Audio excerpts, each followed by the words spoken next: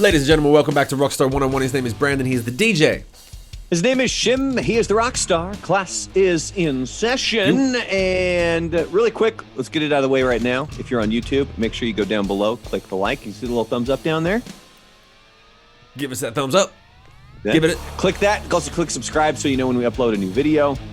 And if you're not watching this on YouTube, if you're tuned in on any of your where you get your podcasts, make sure you head on over to the YouTube channel so you can see the video of our pretty little faces talking to you on Rockstar 101. And you can see my bruised lip. See, can you look and see it? Yeah, we're going to be talking about that in a minute.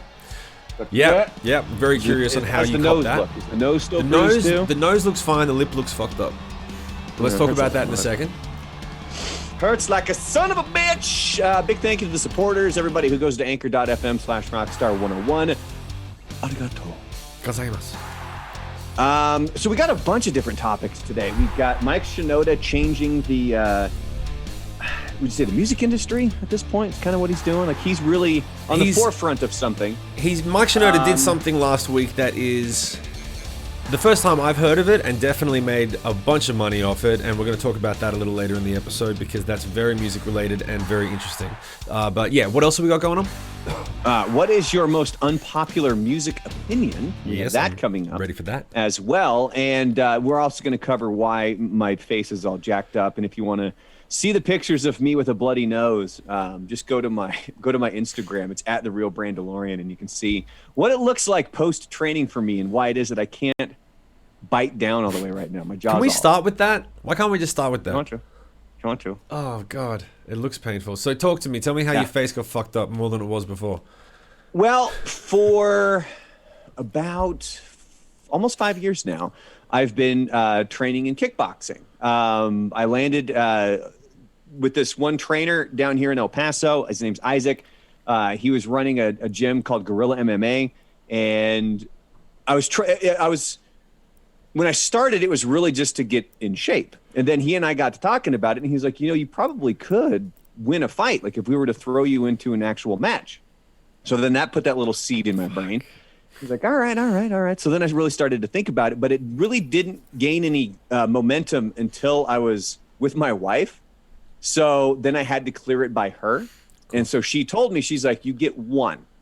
She goes, I'll let you have one fight. That's it. She goes, if you can train for it, not get hurt, you get to have one. She goes, but I don't want you to complain about anything. I don't want to hear how much something hurts. If it fucking hurts, just shut up about it. And I was like, no, that's fair. Like if I'm going to go get the snot kicked out of me, a few times a week, it's not fair to her to come home and be like, oh, I'm in so much pain. Now, on the flip side, her being a physical therapist, she has been able to fix me constantly because, shoulders and all the other aches and pains. So recently I hooked back up with Isaac because he was out for about a year, but he's back to training and we're really going full bore now to get me prepared for a fight. And it's me and this other guy named Gabe. Gabe is basically a shaved gorilla. He is gigantic. Like I'm not like he's a little bit shorter than I am. I'm 6'1". He's probably 6 feet, but his arms are like he is. This is who you had the fight pure with. Muscle. This is who you actually had the fight with. Well, we're training partners. Oh, got it. So it started out where it's just kind of you got your hands up and you're just learning how to block and move, and maybe you get popped a little bit in the face and. It kind of, give you a little dodo eyes for a half a second, but it's nothing really getting knocked. But it advanced very quickly where Isaac was like, all right, we ended up doing what's called jab sparring. So all you're doing is you're jabbing and you're learning to block the jab, avoid the jab, and then counter with your jab. Right. I took a few to the face and he hits hard. Dude. Like there was one yesterday. So this just happened yesterday. And there was one where he popped me right here on the chin and it actually jacked my jaw up and I couldn't close it. So I had to halt training. And that's where I'm still at. Like I can't bite down all the way. Like I can't chew food right now. Is it worth it? Was it worth it? Yeah, it is. It's totally worth it. It's the weirdest thing. So when I was younger, I was such a baby. Like I cried a lot and I was always hurt and I think I'm the antithesis of what I was when I was younger at certain points. Because every time I leave the gym now, no matter how much I have gotten the snot kicked out of me, I'm on a high. It's like the greatest I feel all week. It's some sort of an endorphin, adrenaline rush where Dude. I'm driving from my gym to go pick up my kid at her ballet practice. And I'm just like, yeah, this is amazing. Feel like a I man. feel like $1,000,000. Feel like a man. Good. Yeah. And so, yeah, it's worth it. I got to learn to get the fuck out of the way a little bit easier. So I was talking to Isaac after practice, and he told me, he's like, you guys advanced a lot quicker than I thought you would. He goes, we might need to get headgear. He says now after your fucking jaw and lip after I got my World Rock. So I did, nice. and I'm going to show you a quick picture here on my phone. Yeah. If I can get the actual photo, and I'll show you. So I've ordered this, if you can see that. That's your dude. That looks like you're about to go rob a bank. Yeah, that looks like a balaclava. So, that's the full on headgear that I'm doing. I specifically wanted one that covers my whole face because I'm tired of my nose getting. Yeah, everyone who's watching on Anchor right now has to go and type in Rockstar 101 to YouTube if you haven't already and see what we're talking about there. But and if you seriously want to see the picture of my bloodied up nose, just go to Instagram and go to @TheRealBrandalorian, and you'll see my wonderful picture of my nose all bloodied up. So of course my mom got all concerned about it. My mother-in-law called my wife to make sure I was okay. What did she say? What did your wife say though? Oh, she was pissed. She's like, "You're done." She goes, "You're not going to do it." She goes, "I'm revoking what I gave you." Nah, you can't do that. You can't do that. Well, you gotta because that's 2 weeks in a row. Because last week I showed up with a black eye, or at least she called it a black eye. It was really just like you could tell I got punched here underneath my right eye, and there was a mark there. And when I picked my kid up from ballet, I showed her. I'm like, "Check it out." My kid's like, "Oh." And I go, "But don't tell your mom. I want to see if she notices." Because I think that when she comes home, she's going to be busy doing things. She's not going to notice it. It took her 5 seconds. Yeah, I was going to say. She walks home and she goes, "What happened to your eye?" She's going to notice, dude. She's going to notice for sure. Yeah. So, and then of course, the first words out of her mouth yesterday when she came home was, "What happened to your nose?" So how long till you get your fight? How long till you get your fight? It's got to be a while because I don't think they're really running any actual amateur fights right now. Well, also because you can't seem to cover your face yet, so I think it's going to be even longer than a while if you keep taking those face shots. No, yeah, I'm not like So I trained for about 3 years with Isaac, and that was really off and on too because I kept getting hurt. Because remember, I completely tore my shoulder up a couple of years ago and had to have surgery on it. Yeah. So that set me back. Isaac closed his gym down for like a year, and now he's back to training. So I wouldn't say I'm going to be fighting here in 2021. You know, I've given myself until age 45, and that's in 4 years. You get 4 years till you might do a fight. Okay. Within that time frame, when I feel comfortable enough to be able to get in there and actually go toe to toe with somebody who's wanting to knock my head off. Yeah. Then I'll do it. You're going to be ready. Have you? Yeah, and I told my wife and, my mom, she's concerned about it. And I told them both. I go, look, if it gets to the point where it's detrimental to my health, knock on wood, of course. then I'll back out and I won't do it. I mean, it's something that I want to do, but it's not worth permanent damage. Would your wife let you get a Harley? Dude, she would. She actually would. Did we talk about this? Talked about that. Yeah. Yeah. I think I got. I'll tell. This is how lame. I'm really about to show how lame I am right now. But I never Why, did you get a Vespa? No, I love Vespas. I wish I had a Vespa. I never really thought about whether or not I wanted or didn't want a bike until it came up, and my wife was like, "Yeah, you're not getting a bike. I've seen the videos of those guys that crash." That makes you want it. Yeah, of course. And then I was like, "Well, what if I want it? What if I'm not a, I'm actually actively." I've changed my mentality a lot in certain ways, and I don't think it's.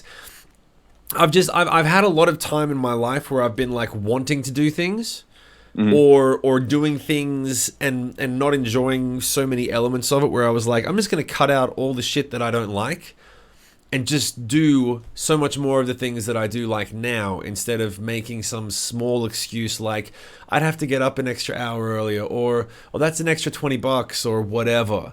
I'm like, I'm just fucking, I'm over it. I'm just over it. So, as a result, I decided to start surfing with my Norwegian friend. Did I tell you about my Norwegian friend? No, but I want to know about your Norwegian friend because I have a whole... Here, hold on. Let me show you this to you real quick. I got a whole thing here that's called From Norway to America with the Runs. That's the story of my family coming over from Norway. For real?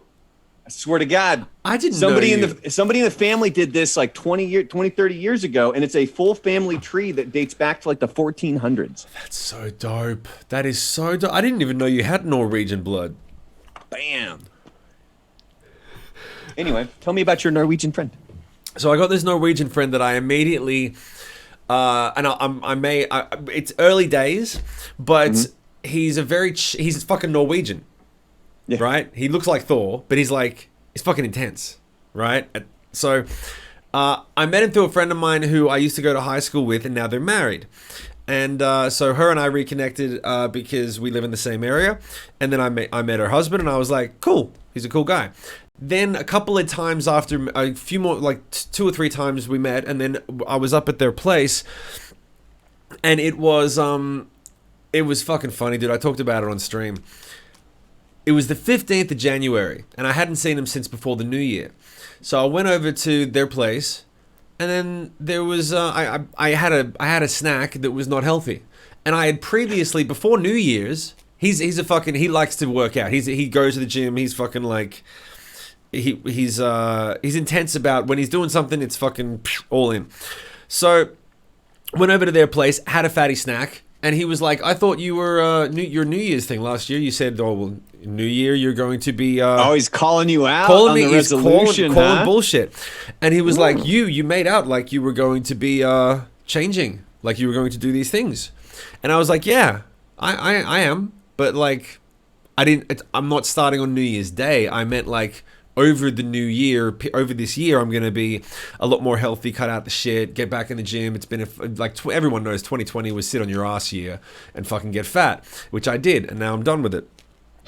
And he started fucking with me about it, and I started fucking back with him, where I was like, dude, like, I kind of took it personally because I was like, you don't know me well enough to do this yet. Like, we've only met like 3 or 4 times. Like, and you're kind of, like, if you're a bro for a few years and they're like, oh, fatty said you were going to do some shit and you're just getting fatter. And now you're not. No, you're just going to get fat. Yeah, now McFattison over here. And I'm like, dude, we only just met. And he was like, and he looked at me and he said, you should, and he, like 3 times he was like, no, you know how many calories that has, right? Like, that you said that you went to the gym and then you eat that, you may as well have done nothing. And I'm like, dude, back off. He's like, no, you should take it as a compliment. And I said, why would I take you fucking with me as a compliment? And he said, because when we met, you strike me as the sort of man who does what he says he's going to do. Damn. And dude, that cuts deep. That was, I flipped a switch in my head. I like this guy. And I was like, we're going to be friends. We're going to be friends. You're going to fucking keep my shit in check and you're funny. And I was like, yeah, you're going to bring some value to my life. And so I was like, instead of one of those guys that's like, just, you know, one of those fucking losers, I was like, this guy, he's got his fucking shit together. I'm like, cool, we're going to hang out. So literally, we started talking surfing and he was like, I've been meaning to get back into surfing. I was like, cool, great, let's fucking do that thing. You'll keep my ass in check about wanting to get back into surfing, which I did. And it was fucking funny because when I think of it, I went out a couple of days ago. All this is fucked right now because I was doing the paddling and the pushing up stuff. Nothing like what you went through, but I got no push left, no more upper body strength. You're able to be sore too, just because you didn't get punched in the face. Yeah.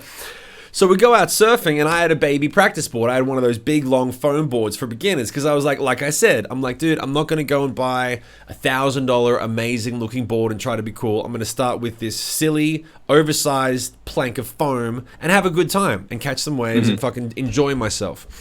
So I did. I only caught a few waves and I couldn't stand up yet. But after a few attempts, I was shot. I couldn't paddle anymore. I couldn't push up on the board. I was done for the day. I got to work into it. So I went and sat on the beach. And he came back. Fucking Eirik is my Norwegian friend's name. He comes out of the beach and he comes up to me. He takes his board off and he's like, come in. Get in. Come on, I'm going to help you. Come on, we're going to do this. We're doing this now. I will help you. Motivator, good. He was like, I'm going to do it. And I said, dude, I love you, appreciate what you're trying to do. I'm shot. I'm gassed out. I can't get up on the board. You surf, I'm chilling. I'm happy. I want to enjoy myself. He was like, no, get in. No, I will push you. I will show you. I will tell you when to pop up. I will push you in the wave and tell you when to pop up. I will help you. And I'm like, I'm not kidding. I got nothing left. Like, I can't pop up. He was like, do it. I was like, all right, I'm scared. So I went back in. He pushed me once, and I heard from behind me, he was like, now, pop up now. So I pop up, and I popped up halfway and face planted back into the board because I had nothing in the fucking, I got nothing in my chest.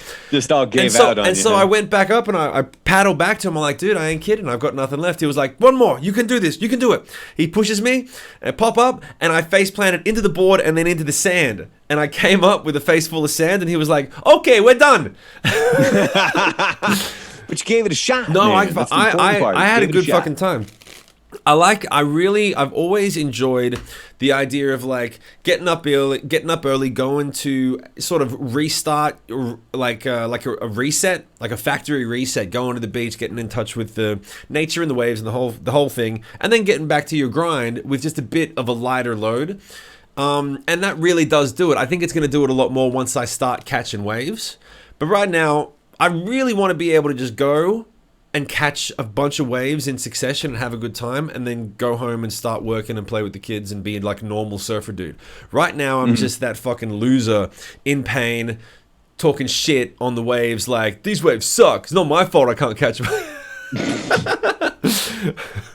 It's nothing but I don't even know what it's called. Foam? Yeah, nothing but foam. It's fucking shit. Oh, yeah. Well, it's funny that you brought up the Harley thing because it was just a few weekends ago. I was out at a Harley Davidson dealership that we have in El Paso, and it's this really big one that it's Harley enthusiasts love this place. It's called Barnett Harley Davidson here in El Paso, and they were doing a blood drive. And I just got to thinking about whether or not I was like, would it be like, it'd be kind of cool to have a bike, go ride up in the mountains and have some fun doing stuff like that. But then in the back of my brain, I was like, would my wife let me have one? Because, as a married man, everything's got to go through the wife. Hence the reason I only get one fight. And when I brought it up to her after the fact, she was like, yeah. She's like, yeah, you can do that. And I was like, really? You can do that, but you can't go and fight. That's bizarre. No, the funny thing is, I do. My wife would be like, go ahead, start fighting. Go ahead, do whatever you want. Go ahead. You want to get the shit kicked out of you as long as I don't get hurt. But like, because she knows I'm a little bitch. She's like, you'll get punched once and bow out. Go ahead, try it. Try and fight. Whereas it doesn't feel good. Yeah. Whereas with the bike, she's like, you'll probably, like, you can ride a bike, you'll probably get into it, and then you'll be riding for 20 years, and all you need is one truck to turn left at the wrong time, and I don't have a husband.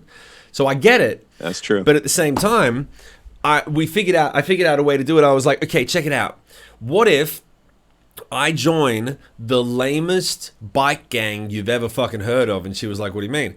And I said, there's this club of dentists and accountants that drive from Sydney to Newcastle on the weekends once a month. And they're like a fucking audit biker gang.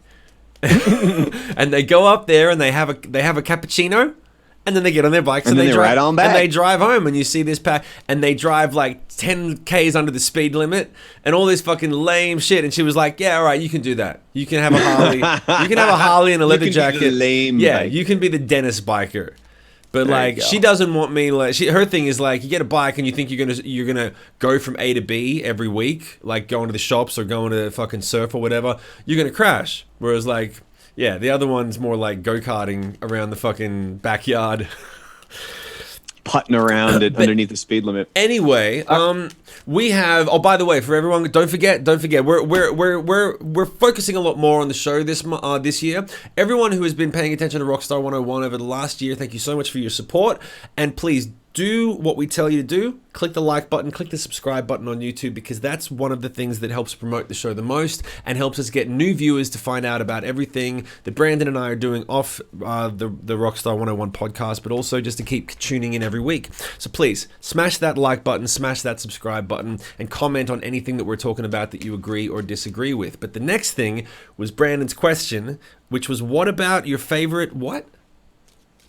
Oh, you mean your unpopular music opinion? That's it. Okay. But before we get into that, I do want to remind people, obviously, if you've been listening over the past month or so, we have started playlists over on Spotify. It's under my account. It's at The Real Brandalorian. And we started with 1995, but then Shim and I discussed we're going to go like every month, at the beginning of every month, it's going to be a new year. We're going to go back to 1989, and then we're going to progressively go year by year and kind of watch how rock transforms through the years.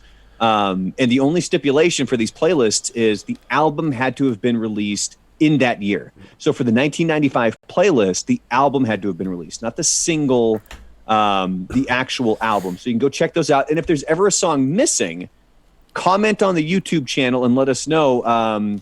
These are some songs that probably should be on this playlist. But this one that I found over on Reddit is, what is your most unpopular music opinion? And to get the kind of the stuff going here, the top answer that somebody gave here says, I'm a near 40-year-old guy that listens to a lot of heavy metal, but I like listening to Taylor Swift when nobody else is in the vehicle. That's dope. I like that. I could probably one-up him. Oh, on that one? Yeah, is it your for Hanson? Sure. Yeah. How did you know? Because we talked about Hanson. Yeah, we talked about Hanson. I know. We've talked. That's probably one of the most unpopular opinions. Imagine someone comes in and they're like, dude, I used to listen to You're Going Down all the time. That shit got me through high school. You're awesome. Rock and roll. Fucking break shit. Brandon got punched in the face. Yeah. Hanson, what? Now we go to Mbop. Yeah, and it's like, it's the same thing as, I realized that it was cool to like that kind of music when I saw an interview on there was a morning show for all my Aussies in the house. There was a morning show called Recovery, which is just, you watch it, it brings back these memories. It was, I don't know how you describe it, but it was a government-funded morning show from 9 to 12 every Saturday morning, and every Aussie band for the late 90s broke on that show. If you played Recovery, you'd made it, and if you were trying to break, you were trying to get on Recovery. And that's it. But you had to have your ass up at 6 o'clock in the morning, 5 o'clock in the morning to get in the studio and get ready. So they'd have international acts that would come in and be fucking hungover and sleep deprived. And the Deftones came in one day and were just like, fuck this show, man. You guys don't even do anything. You just sit here and tell fart jokes. What the fuck? And it's like ABC for kids in the morning on Saturday mornings, and these fucking drugged out rock stars are on there like, fuck you and your fucking show. So Silverchair did a massive Recovery special where they went back to their houses and showed their record collection. And the singer of Daniel Johns, the singer of Silverchair, had Zeppelin and Sabbath and all that stuff. And then he busted out ABBA. And he explained, ABBA's got these great fucking melodies and harmonies, and if you don't like ABBA, you might just be trying to be cool, because ABBA is fucking dope. And then he moved on, and at that point I was like, all right, it's cool to like other styles of music. Like, there are guys in metal bands that'll tell you that they listen to, Prince deep cuts and stuff like, stuff that you might not think they're not as hardcore. I know Corey Taylor has said that I think it was the Rocky Horror Show was one of his things, which I thought was dope. He was a massive Rocky Horror Show fan. That's a fucking glam musical theater piece. I love the Rocky Horror Show, but when I found out he liked it, I was like, he's cooler now. So if you don't like Hanson, then you just haven't listened to Hanson. You haven't really given it a chance, okay? Because if you listen to the first and second album, there is some pop music gold on there. Gold. And considering that they were like 14, 13 at the time, it's just, the second album as well had a lot of soul to it. There was a lot of like Stevie Wonder, James Brown elements and stuff, but it was still super vanilla pop. Like, there was just a little flavor to it, but then they kept super pop. And so, yeah, so Hanson for sure. And if you don't like Hanson, write it in the comments and tell me why. I challenge you. Tell me why. Give me a rational reason, as opposed to, they had no dick and they look like girls. Like, well, and it came like, oh, they suck. They suck. Like have an actual point behind. I would love to be proven wrong. I'd love to be like, there was another band that was like Hanson that was significantly better, but no one heard about them because I listened to the deep cuts and they were from Ohio and they never got their break, and then Hanson blew. Give me some fucking backstory. Give me a point. Anyway. Well, so some of the other ones on this one, and I don't know if this one is really an unpopular opinion, because it's one that I agree with. It says, person says, never got into the whole Kiss thing. And of course, the comment right underneath that one says, I'm not sure this is an unpopular opinion. And then the guy responded back to that with, the militant Kiss fans would vehemently disagree. Yeah. And I never quite understood the whole Kiss thing. I thought they put on a good show. And coincidentally enough, I saw them in New Orleans at the Voodoo Music Experience they got there. It goes over Halloween weekend. Right. And on the secondary stage, Jane's Addiction was wrapping up. Kiss was coming up on the main stage. And Jane's Addiction was terrible. They Oh, were god yeah. awful. I saw live. Jane's Addiction once. I played a festival where they played right after us, and I was really looking forward to it, and they were not good. It was. I mean, it seemed like it was just Perry Farrell moaning on the microphone with Dave Navarro playing kind of the same three chords, but like hitting a whammy bar, and he was making it seem like it was this amazing solo, and it was not good. But then Kiss came out and they blew the doors off that place. So there's no doors; it was outside. Right. And they did amazing. But I still like Kiss isn't a band I'm ever going to listen to. And I remember I worked with a guy. I think this was in Portland, and I had made the comment like, "Yeah, Kiss sucks" or something like that because they came up in the conversation. And the guy was like, "Easy." And I go, "What?" I go, "You a big fan?" And he rolls up his sleeve and he's got a big old Kiss tattoo. Yeah. It's the only tattoo he's got, and it's a Kiss tattoo. Yeah, And wrong guy to say Kiss knocked sucks. That band. And I was like, "Hey, I'm sorry, man." And he was like, "No, it's okay." He's like, "I like them, and you don't have to." And I was like, "Oh, good. They suck." Why are you rubbing it in twice, man? Fuck. I'm not. I didn't say the second part. Here's the thing that I love about Kiss. it. I don't listen to much of their music except the singles. I know like the top 5 singles. But the thing that I totally... Detroit Rock City, stuff like Yeah, that. Detroit Rock City, God Gave Rock and Roll to You. Rock and roll. I mean, that's an anthem. I mean, that's truly, if you're a rock and roll fan, that is an anthem for rock and roll. You don't need to be a Kiss fan to like Kiss music. Because there's a lot of songs that are great songs. There's also some songs that they did that were not good. I remember listening to I don't know the song title or the name of the record, but I remember getting a Kiss album and hearing God Gave Rock and Roll to You. And then I listened to the record, and like there was a few songs on there. I was like, this isn't that great. Like this really isn't. They kind of padded it out. They filled it out a bit. But every fucking band does that. The point is, I think the reason that Kiss, it's the makeup and it's the show and it's the belonging, the concept of you get a Kiss tattoo. You're in the Kiss army. They have an army. They got the Kiss army, right? They are knights in Satan's service, man. Yeah, and you get into like if you're people have been buried in Kiss coffins that Kiss makes. You can buy a Kiss coffin and be buried in Kiss memorabilia. One of the reasons they are is because they are available. I'm pretty sure if there was a Pantera coffin, if there was a Korn coffin, or a Led Zeppelin, or a Rush, people would get buried in that stuff. Oh man, Kiss just makes it available because they're willing to slap their name on any of it. That's the thing, and they were geniuses at making. Like they make more money off their merchandise than anything, but I think it's the makeup and the kid aspect of it. I mean, those guys are in their fucking 70s now. And they're still rocking with that makeup. So you put the makeup on, and it's like they're 30 again. Because, like, you can't tell. Except that they're a bit, like, the singer's a bit fucking chubby now. But for the most part, like, it's the same show. It's the same shtick. I think it's genius. I think it's fucking genius. Did you remember when that was a very long pause. Well, no, because I was reading something up on Gene Simmons, and I lost my train of thought. But do you remember when... they did the big unveiling on MTV for what? For Kiss when they were going to have them on MTV without their makeup. It was like the first time they're going to be shown in public without their makeup. No. And they showed that, and everybody was like, "Oh shit! Now I see why they wear makeup. Like they're fucking ugly." Yeah. I remember hearing about how Kiss took off their makeup for one album and quickly put it back on. And I love the fact, I love the fact that everyone forgave them instantly. They were like, okay, you tried, you failed, we got Kiss back. We just want Kiss. Kiss is back, fuck it. All forgiven, just give us Kiss. Like, it's really like, you know, your husband buys a motorcycle, goes for a drive, kind of bumps into a tree and goes, oh, I scraped my knee, I don't think I like it. And the wife goes, glad you're back, no more motorcycles. We didn't want it anyway. Good. We just wanted you to learn your lesson, and now you can come back to reality. I remember get back in the Prius. I went to college with this girl who's diehard heavy metal, like big old like death metal. But this was right when Slipknot was first. I think their second album had just come out, like so they were really kind of. I don't want to say peaking at that point because they continued to go up, but they were getting really popular at this time. Right. And nobody had ever seen them without their masks on. Huh? What band did you say? Slipknot?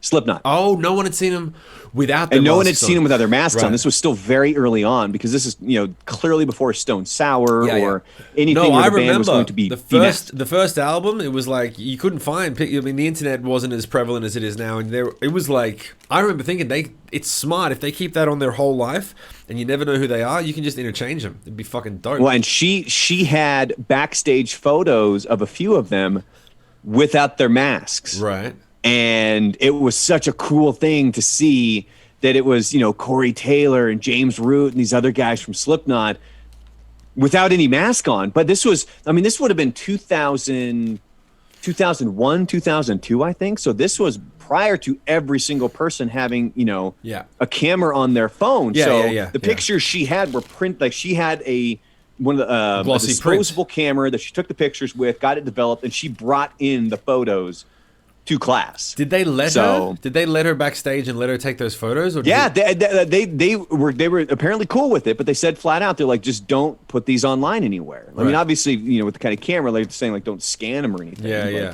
Not like they were like, we have no problems taking these pictures with you. Just don't go do anything with them. Yeah, so that's cool. She got those photos. All right, final topic for today. Mike Shinoda. Yes. Explain. Which, by the way, too, I noticed that you sent him a little happy birthday. Yeah, I sent him a happy birthday card. He's been very gracious to send a bunch of raids to my channel on Twitch, and one of his main wombats, which is the name of his the people who support his channel, his hardcore fans are called wombats. So they reached out to me and they said, we're reaching out to a bunch of people to get birthday messages made. You want to do something? So I put it together and shot it off, and it was fun. We did it with Jamie from Jamie Lewis, the bassist.net. Speaking of which, I heard you guys are gaming. We need to game it up, dude. We need to throw down. We have to game at some point, but I've got a lot of shit going on with... I'm moving studios, and it's eating up all my time. I'm moving this studio into the next room that's twice as big and getting the green screen and upgrading all my shit. So that's really... It's going to be great in a few months when it's all finished and everything's locked in, but I bought a new computer to produce music on a couple of days ago. Got a new camera coming. I'm upgrading all that stuff. Point being, let's get into this. So Shinoda has done what some musicians are starting to pay attention to. There's a lot of new musicians who have no name, no label, no history, that are learning all of the ways to do things in the modern day and the future of the music business. And they're looking at Spotify playlists and they're looking at this and that, but they ain't talking about how do I get signed to a record label as much as they used to. Now, there's a thing that I don't know everything about what Shinoda did, but I know that there's a thing called a non-fungible token. Mm-hmm. And it exists in the crypto. And it is fungible, not fundable. Yeah, fungible. Just so that people who are listening, because they might be like, oh, he's misspeaking. No, it is fungible. It is fungible. Right. And the easiest way to describe it is that if you have cash money and you want to get a limited edition Michael Jordan basketball trading card, then you have to pay a certain amount of money, and then that original thing holds a certain value, and then you can resell it for higher or lower depending on what you sell it for. But as a result, it has a monetary value based on the fact that you're holding a real thing, right? And music and digital things don't have that. I have the original. They don't have that thing, right? So, and even if you do have the original, like let's say I own my master recordings for my solo record, but they're on Spotify. You can get them on my Patreon. They're digital. They're like, you can download it off Napster, you can download it from anywhere you can download. It's all fucking free. Everything's free. Yeah. It's all fucking done. It's available. Done. Yeah. So I own the master recording technically, and it does have a value, and I could sell that master recording to a record label and sign a record deal now or later when it's worth more or less and all that stuff. But the point is that the actual real life thing, like a basketball trading card, it doesn't really apply to digital stuff because you can just get a copy. It's the same thing as if you go to the Mona Lisa, you take a photo of the Mona Lisa and you put it up on your wall, you get a printout, you got it on your wall, it looks nice, but it ain't the original. So you can't sell that for any real money, whereas if you own the original Mona Lisa, that's obviously worth a lot of money. The reason that that's the case is because people who collect art want to own it. It has an intrinsic value. So this thing called a non-fungible token is just something that people have started deciding, well, if I own the token for that piece of music, I actually own the piece of music. And it's a binding contract that's written into the code, because you can write contracts into the code on crypto. So what Shinoda did was he tested it out, apparently, and I'm paraphrasing, I don't know the whole story, but the point is that he was educated on this by someone that he knew. He put together a 1-minute video with a piece of music on it, and then he sold it, and it sold for $30,000 US. He put it into his charity. So it was kind of I think it was kind of a test run to see like, hey, let's do it because I just learned about it. And someone paid they bid on it. They bid on it like you're bidding in and so that they can own the master of this thing. Now, I could go and watch what was sold. I'm sure I could find it on some platform and watch this 1-minute piece of music video that he created. But there is one person out there that can say, I own the original of this. Now, in my brain, this is the thing. I want to know what you guys think in the comments section. Because I don't know if I would pay real money to say that I owned something that I couldn't hold, like a baseball card or a painting or something like that. But it is the equivalent. It is the equivalent of I owned the digital asset. And everyone's talking about Bitcoin and how, well, you own this digital asset. And because enough people agree about it, then it's like a currency. It's like it holds its value. And so that didn't make sense 10 years ago, but now it's starting to make sense to some people because we're all hearing about it. Now we've got this new thing that's coming up behind it called non-fungible tokens, where if enough people decide that they want that to be of value, then it is. It is a game changer for people in music, because I could write a song tomorrow on Twitch and put it up and make it available for auction, and someone would then be able to say, I own it. And I would say, he owns it. I sold it to him. He owns the song, the master recording, the publishing, the tracks, the whole fucking thing. The difference is, and I'm still learning about it, and we'll keep touching on this because I think there are a lot of people who watch this who are music creators, who are interested in making music and figuring out the business side of it because they want to be able to do it for a lifestyle choice. They want it to be a profession. This could be a game changer. And this almost kind of seems as how the industry would be going. Like you were saying, like as of right now, for all your music, you can get it on Spotify. This would be a way for the artist to make a more tangible amount of money based on something, considering it's in the digital world. Like, yes, vinyl is still a thing. I think I heard that CDs even made a brief comeback. You know, cassettes, like cassettes are coming back. We're like, oh, we like cassettes. You're not gonna like them. There's a reason that we got fucking rid of them. It's because they suck. If I want to go to the next song, I got to fast forward through it. I don't think so. Just click next. But actually, that is one. That's one of the things that sold. One of the biggest sales on this non-fungible token, fungible, was I forget who it is. I haven't had enough time to research it. There's a guy that did a cassette. He made some music. He put it on a cassette, and it's not available anywhere else. You can only, of course, someone recorded the cassette, made a digital file. But now someone owns that one cassette, and it's the only one in existence. It's the original copy. So you can go and you can sell it and say this is the original thing. But you can copy it over and over again. So my question to the people watching, and I want you to write in this, after you've smashed the like button and the subscribe button, I want you to comment in the section and go, would you pay for that? Would you be interested in owning the original of one of my recordings, even though it's not a thing you can hold? It's going to come up. It's going to happen. The same way Bitcoin came up, the same way in 2005 when the internet wasn't catching up and people were like, wait, I can subscribe for $10 a month and have every album ever made. That's fucking never going to happen. This shit's it happens. So people didn't think Spotify was going to happen. People didn't think Bitcoin was going to happen. The world's changing, and it's changing for the better for the artist if you know how to put it up there. And I think it's important to start paying attention to these things. I only started paying attention to it recently, but I've already started making money off it, which makes me pay a lot more attention to it because I'm like, this is great. I'm not getting ripped off. What the fuck's going on over there? What the fuck? I'm not getting ripped off. I'm actually getting paid value for what I do. I'm being valued based on the market. The people who watch my stuff say, we think you're worth this much. We're willing to pay you this much. And it happens. Whereas the old model doesn't fucking do that. They say, here's what we think you're worth now. And then if you get worth more later, we'll take that money for helping make you bigger. And that worked for a long time. I'm not saying record labels are evil. I'm saying that model worked back then, doesn't work the same now. So what's the new model? I think it's fucking dope. And I think someone like Shinoda could have easily sold the original to one of his things because he's Mike Shinoda. Like, I wouldn't pay $30,000. But if I could be like, yo, I own this thing. I was the first one.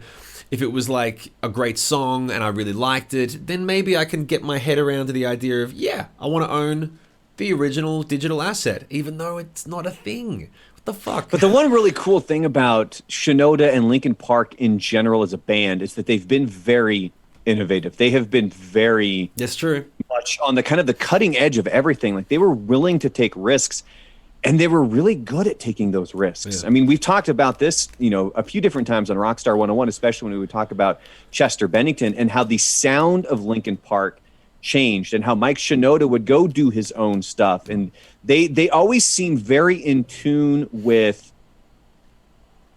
I almost want to say, what is cool. Like what they do, I almost think kind of defines what is cool. And I think that the reason that works is because I don't think he cares.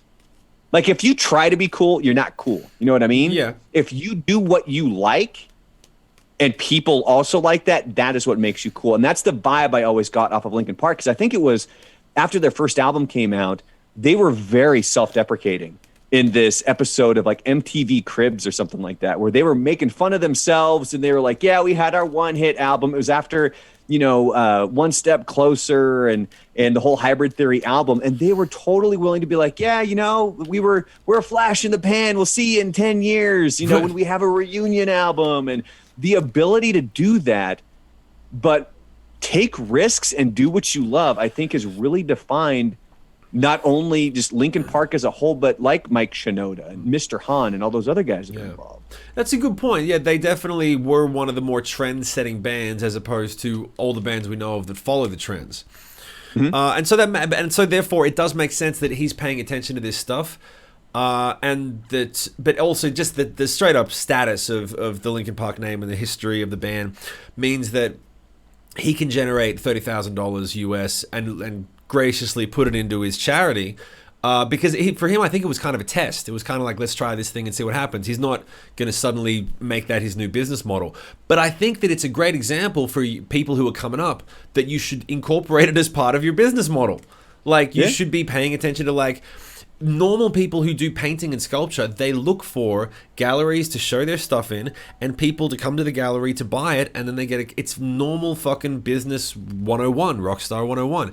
Doesn't work with music anymore because it's not a physical asset, but people pay for emojis, people pay for access to new things digitally, people pay for bragging rights, people pay for social currency to be able to say, people pay for probably, it'll be the ability to be able to have a website that says, check out my gallery of all the fucking things that I technically own.